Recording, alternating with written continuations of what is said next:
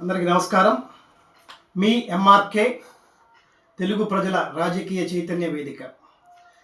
ఈరోజు మన టాపిక్ ఏమిటంటే 2 సంవత్సరాల క్రితం వరకు కూడా ఒక పవర్ఫుల్ నాయకుడిగా ఒక వెలుగు వెలిగిన కేసీఆర్ ఇవాళ ఎలాంటి పరిస్థితిలో ఉన్నాడు, టీఆర్ఎస్ నుంచి బీఆర్ఎస్గా మారిన బీఆర్ఎస్ పార్టీ ఏ పరిస్థితిలో ఉంది, కేసీఆర్ను చుట్టుముట్టిన సమస్యలు ఏంటి, ఈరోజు మన టాపిక్ ఇది.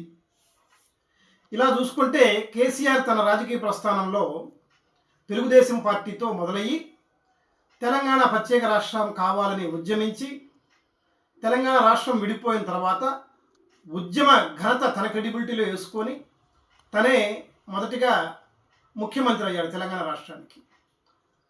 అలా 10 ఏళ్ల పాటు నిరాటంకంగా ఆయన పరిపాలన తెలంగాణ రాష్ట్రంలో కొనసాగింది.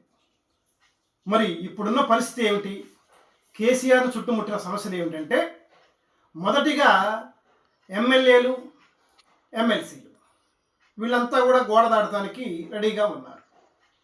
మరి ఎందుకు ఈ గోడ దాటడం అంటే, మరి నిన్న మాట వరకు కేసీఆర్ చేసిన పని కూడా అదే. కాంగ్రెస్లో ఉన్న ఎమ్మెల్యేలందరినూ ఒక అయస్కాంతంలో ఆకర్షించటం, తెలుగుదేశం పార్టీని అయితే అసలు ఒక్క ఎమ్మెల్యే కూడా మిగల్చకుండా తన పార్టీలో విలీనం చేసుకోవటం, బీజేపీ వైపు నుంచి కూడా కొంతమంది కార్యకర్తల వైపు లాక్కోవటం. కేసీఆర్ ఎలా అయితే ఆకర్షించాడో ఇవాళ కేసీఆర్ పార్టీ ఎమ్మెల్యేలు, ఎమ్మెల్సీలను కూడా మరి ఇతర పార్టీలు అలాగే ఆకర్షిస్తున్నాయి. ఎక్కువ మంది కాంగ్రెస్ వైపు వెళ్ళటానికి ప్రయత్నం చేస్తున్నారు. మరి వేచి చూద్దాం ఈ సమస్య నుంచి మరి కేసీఆర్ ఎలా బయటపడతాడు. రెండో సమస్య, తన చుట్టూతా కేసులు ఉన్నాయి. ఏమిటయ్యా కేసులు అంటే, కాళేశ్వరం ప్రాజెక్టు పై కేసులు, మేడిగడ్డ కేసులు, పవర్ పర్చేజింగ్ కేసులు, మరి అన్నిటికీ మించి ముఖ్యమైన కేసు ఫోన్ ట్యాపింగ్ కేసు. మనందరికీ తెలుసు, ప్రకంపన సృష్టించిన 2 తెలుగు రాష్ట్రాల్లో ఫోన్ ట్యాపింగ్ కేసులో రేవంత్ రెడ్డిని ఇరికించడం, రేవంత్ రెడ్డిని జైలు పాలు చేయటం. ఇవాళ అదే రేవంత్ రెడ్డి మరి కేసీఆర్ని, కేటీఆర్ని జైల్లో ఇరికిస్తాడా అని చెప్పి ప్రజలంతా మరి ఆసక్తిగా చూస్తున్నారు. చూద్దాం మరి ఈ సమస్య నుంచి కేసీఆర్ ఎలా బయటపడతాడనేది. మూడో సమస్య, కూతురు కవితపై కేసులు. ఢిల్లీలో ఉన్న కేజ్రీవాల్ పార్టీతో నైతికంగా పొత్తు పెట్టుకొని లిక్కర్ స్కామ్లో వాళ్ళతో పాటుగా కవిత కూడా కేసులో ఇరుక్కుపోవటం, కవిత జైలుకి వెళ్ళటం, ఆ తర్వాత ఇప్పుడు ప్రస్తుతం బెయిల్ మీద బయట ఉంది ఆమె. ఏ తండ్రి అయినా సరే తన కూతురు కానీ కొడుకు కానీ జైల్లో ఉంటే, కేసుల్లో ఇరుక్కుపోయి ఉంటే ఏ తండ్రి కూడా సహించలేడు. మరి ఈ సమస్య నుంచి కేసీఆర్ అలా బయటపడతాడు. మరి మరొక అంశం, అసలు కవిత కేసీఆర్ పార్టీని వ్యతిరేకించి ఇవాళ బీజేపీ కన్నా కాంగ్రెస్ కన్నా కూడా టీఆర్ఎస్ని విమర్శించే మొదటి వ్యక్తి ఎవరా అంటే కవిత. ఇలా మారిపోయింది అక్కడ పరిస్థితి.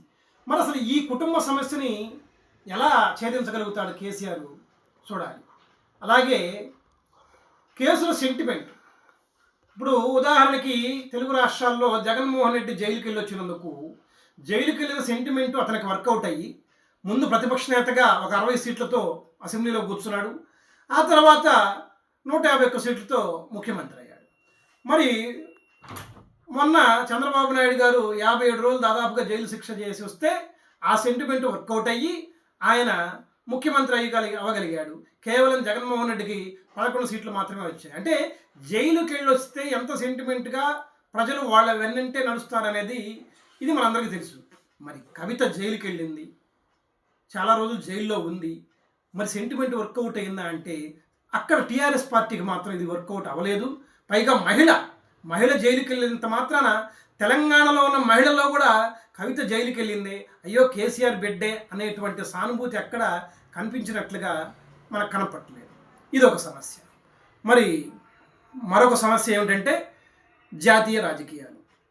మనందరికీ తెలుసు, ఒకప్పుడు ఎన్టీ రామారావు గారు తెలుగుదేశం పార్టీ పెట్టి ఇక్కడ పార్టీ ఓడిపోయినప్పటికీ పార్లమెంట్లో 32 స్థానాలు దాదాపుగా గెలుచుకొని అక్కడ ప్రతిపక్ష నేతగా ఆయన ఎమర్జ్